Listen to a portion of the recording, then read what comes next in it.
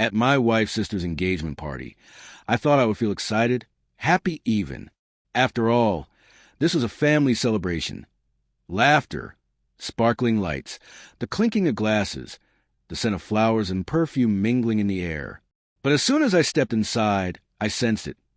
The tension, the subtle way some of the family members shifted, like a breeze brushing against a fragile glass. It started with a small, almost imperceptible gesture. My wife's sister, Amanda, the bride-to-be, walked past me and deliberately avoided my eyes. I smiled politely, trying to ignore the prickling discomfort crawling up my spine. Then came the whispering. Not quiet enough to be private, not loud enough to be rude, just enough for me to hear my name being left out, excised from the usual greetings, omitted from the introductions. "Dinner's for real family only," she said, laughing in a way that was sharp, almost cruel. The sound cut to the warm hum of celebration, like broken glass. I froze for a moment, unsure if I had heard correctly. Her lips curved in that familiar, condescending smirk, the one that had always made me second-guess myself years ago. My name, my presence, my very being. It was as if I had been erased from the room. I took a breath. My wife, standing beside me, looked confused, a flicker of doubt crossing her face as she tried to process the scene. But I could see it in her eyes, too, the strain between her and her sister, the years of subtle favoritism, the simmering tension she had tried to hide. I smiled, not a fake, forced smile, but one that carried the weight of patience and quiet control. I reached into my pocket and pulled out the small box I had been carrying all evening.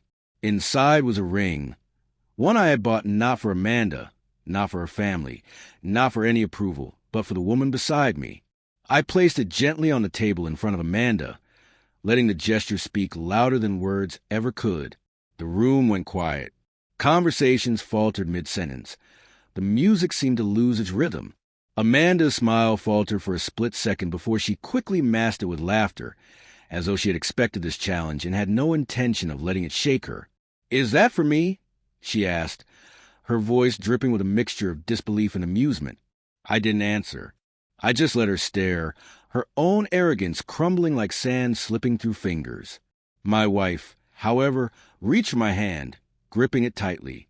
Her eyes met mine, and in that glance, I saw love, steady, unwavering, a bond Amanda could never sever with petty cruelty. I had learned long ago that family isn't defined by bloodlines or social rituals. It's defined by loyalty, by the people who stand with you when others try to diminish you. And as I watched Amanda fumble for words, I realized that her laughter, her cruelty, was a reflection not of me, but her own insecurities, the deep fear that she could never control the narrative, the people, or the lives around her. Dinner went on, though I didn't eat. I watched Amanda's eyes flicker nervously toward the ring on the table, as if she understood, too late, that the gesture wasn't for her approval. It was a declaration, a quiet, unshakable statement that my life, my love, and my family were untouchable by her petty games.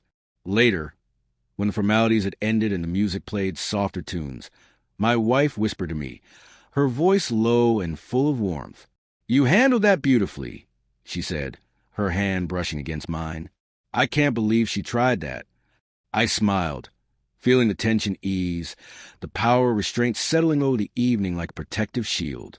"Some people need to learn," I said, and tonight she learned it. Amanda didn't speak to me for the rest of the night. She didn't need to. The message had been delivered. Some battles aren't fought with words. They're fought with quiet confidence, patience, and the unwavering knowledge that those who truly belong in your life don't need permission to be there. By the time we left, my wife's hand intertwined with mine, I felt a profound sense of clarity. Life had a way of throwing tests, of pitting people against each other, but love, real love, always prevailed. Amanda's laughter, her petty exclusion, had been powerless against the bond we shared. And as we stepped out into the cool night, the city lights shimmering around us, I knew that some victories are silent, some confrontations subtle, but their impact resonates far longer than any angry word could ever echo. That night, I didn't just survive Amanda's cruelty. I thrived in spite of it. And the ring on the table? It wasn't a trophy. It wasn't a statement of revenge. It was a promise. to my wife, to myself, to the life we were building, a life that no one could ever take from us, no matter how loudly they laughed.